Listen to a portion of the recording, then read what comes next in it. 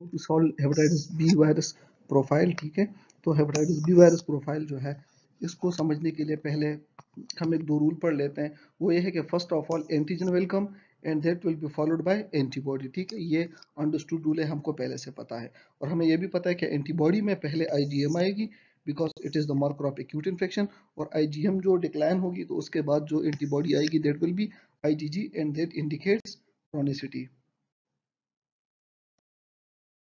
Important antigen और antibodies कौन से हैं? सो ये याद रखें कि सबसे इंपॉर्टेंट एंटीजन जो है, जो कि हमें समझना चाहिए और फिर भूल जाना चाहिए, वो है HBC antigen. Hepatitis B core antigen जो है, और कोर का कंसेप्ट अभी होप कि आप लोगों को वायरल जी पढ़ने के बाद क्लियर हो चुका होगा। तो हेपेटाइटिस बी कोर एंटीजन जो है, सबसे पहले ये आता है, लेकिन इसका मसला ये है कि ये इंक्यूबेशन पीरियड के बीच आ जाता है, और जब पेशेंट को सिम्टम आ जाते हैं तब तक ये गया भी होता है। तो it's come for very short duration of time and then it goes. ठीक है, तो इसलिए ना तो ये एग्जाम पे टेस्ट किया जाता है, ना अक्सर बुक में लिखा जाता है, और ना ये as a marker of acute infection use होता है। ठीक है, so never try to look it in the exam in the clinical practice, just understand it, क्योंकि अंडरस्टैंडिंग वाइज ये बहुत इंपॉर्टेंट है।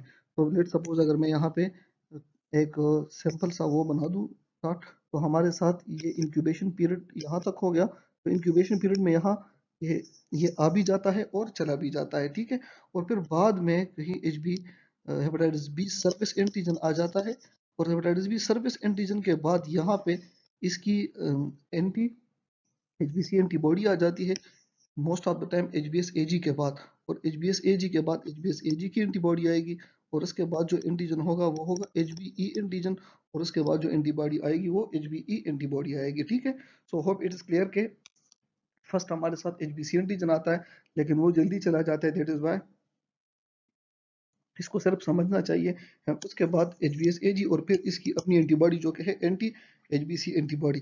यहाँ पे ये बात समझ लें, इसका मतलब यह है कि अगर वायरस आपकी बॉडी में एक बार आ गया तो एक मार्कर आपके साथ हमेशा पॉजिटिव होगा, और वो होगा एंटी एच बी सी। सारे मार्कर्स नेगेटिव हो जाएंगे, ये नहीं नेगेटिव होगा। अगर एक्यूट होगा तो ये आईजीएम होगा, क्रॉनिक होगा तो आईजीजी होगा। ये नेगेटिव हो नहीं सकता। अगर ये नेगेटिव है, इसका मतलब है कि आप इन्फेक्ट नहीं हुए हो, इसका मतलब ये है कि आप तो या इम्यूनाइज्ड हो गए हो या आपका फॉल्स पॉजिटिव टेस्ट आया है। HBsAg, it is the marker of acute infection. ठीक है, इन्फेक्शन, ये इन्फेक्शन टर्म याद रखें, ये हमारे साथ आगे जाके बहुत हेल्प करेगी। ठीक है, so it is surface antigen है हेपेटाइटिस बी का, hope you now understand the surface antigen, और it indicates infection whether acute और chronic, that depends on the time. ठीक है, लेकिन जब भी ये आएगा तो इट विल इंडिकेट इन्फेक्शन, सही, वेदर एक्यूट और क्रॉनिक दैट अच्छा, फिर जाहिर बात है कि एचबीएस एंटीजन आता है तो उसके बाद इसकी एंटीबॉडी आ जाती है जो कि एंटी एचबीएस है। फिर एक अदर एंटीजन आता है anti HBE antigen. Anti HBE antigen the marker of infectivity. ठीक है, तो इन दोनों को कंफ्यूज ना करें, H B S A G is for infection, H B A G is for infectivity. Infectivity का मतलब यह है कि आपका पेशेंट दूसरे को अपना इन्फेक्शन ट्रांसमिट कर सकता है। तो हुसैन सत्तार साहब बहुत अच्छी निमोनिक बताते हैं कि ई इज फॉर एनवेलप, और through envelope we send messages to others. तो इसका मतलब यह है कि जिसके पास भी एनवेलप होगा, इसका मतलब होगा कि वो अपना डिजीज दूसरे को भेज सकता है। So it is the marker of infectivity. ठीक है, और ये नेगेटिव होगा तो पर्सन, इन्फेक्शन तो उसको होगा लेकिन वो इन्फेक्टिव नहीं होगा, that will be healthy carrier, जो आगे जाके हम पढ़ेंगे। और डेफिनेटली जाहिर है कि इसकी अपनी एंटीबॉडी होगी जो कि एंटी एचबीई एंटीबॉडी है। तो क्या है, हमें पता है कि पहले सर्विस एंटीजन आता है। ठीक है, फिर उसके बाद सॉरी पहले कोर एंटीजन आता है, लेकिन ये हम इग्नोर कर लेते हैं। फिर उसके बाद आता है हमारे साथ सर्विस एंटीजन, और फिर है एचबीई एंटीजन। अच्छा, एस क्या है, हमने पता है कि it is marker of infection with acute और क्रॉनिक। एचबीई जो है मार्कर ऑफ ट्रांसमिसिबिलिटी और इन्फेक्टिविटी।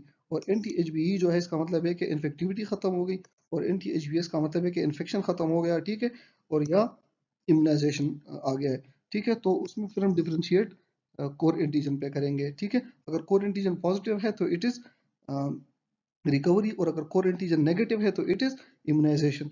और एंटी एचबीसी तो ये बहुत बड़ा इंपॉर्टेंट मार्कर है।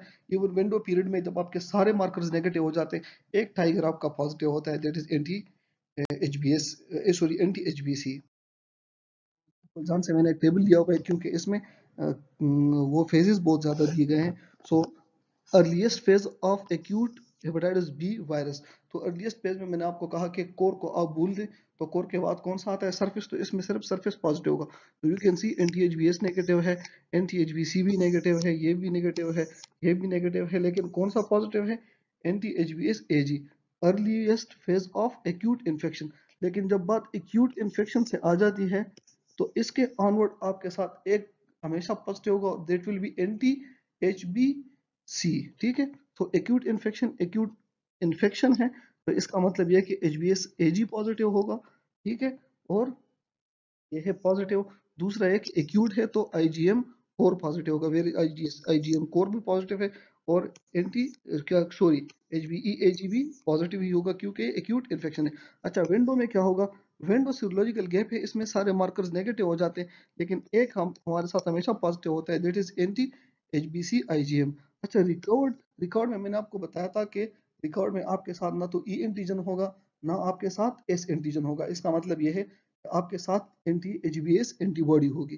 तो अब you can see this is anti HBs antibody, और हमेशा आपके साथ एंटी एचबीसी पॉजिटिव होगी, लेकिन ये रिकवर्ड है, एक्यूट नहीं है, तो इसमें आईजीजी एंटी एचबीसी होगी, आईजीएम नहीं होगा।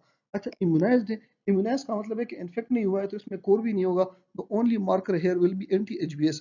तो हम देख सकते हैं कि यहाँ पे सिर्फ एंटी एचबीएस है, कोर नहीं है, आईजीएम कोर आईजीएम आईजीजी नहीं है क्योंकि इन्फेक्शन नहीं है, एचबीई नहीं है क्योंकि इन्फेक्शन नहीं है, इम्यूनाइजेशन है, और एचबीएस एजी नहीं है क्योंकि ये इन्फेक्शन नहीं है। अच्छा, हेल्दी कैरियर के बारे में आपको बताया था कि इसमें इन्फेक्शन खुद तो होगा, एचबीएस एजी होगा, और एंटी एचबीसी तो जाहिर बात है, वो तो सब में पॉजिटिव होता ही है, लेकिन इसमें एचबीई एंटीजन नहीं होगा। ठीक है, एचबीई एंटीजन इनमें नहीं होगा, तो यू कैन सी एचबीएस नहीं है, लेकिन और इसमें पॉजिटिव है, और उसके साथ H B S AG positive है, यू कैन सी ये वाला नेगेटिव है क्योंकि ये हेल्दी कैरियर है। अगर ये इन्फेक्टिव कैरियर होगा तो ये पॉजिटिव हो जाएगा।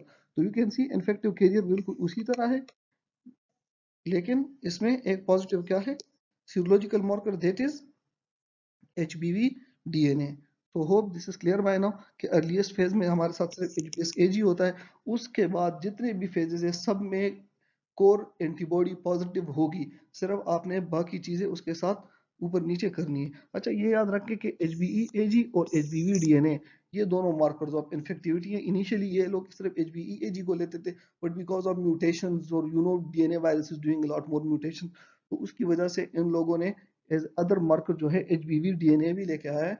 और most of the time treatment के वक्त जो रिस्पॉन्स है उसमें, या ट्रीटमेंट का जो इंडिकेशन है उसमें मेनली हम H B V D N A कहते हैं, and we are not going to treatment. So it's all about hepatitis B virus. Hope it's clear by now. And